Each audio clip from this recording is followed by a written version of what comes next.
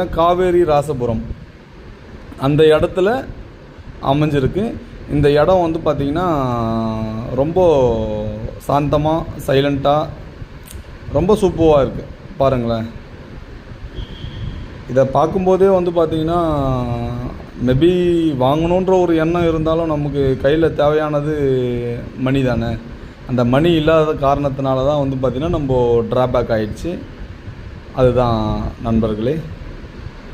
இடம் பாருங்களேன், எவ்வளோ டிஸ்டன்ஸு, எவ்வளோ லாங்கு.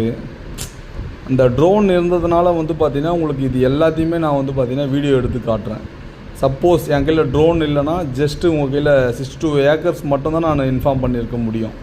ஏன்னா இந்த ட்ரோனோடைய பர்பஸ் வந்து பார்த்திங்கன்னா உங்களுக்கு எல்லாத்தையுமே வந்து பார்த்திங்கன்னா A to Z வரையும் காட்டி கொடுத்துரும்.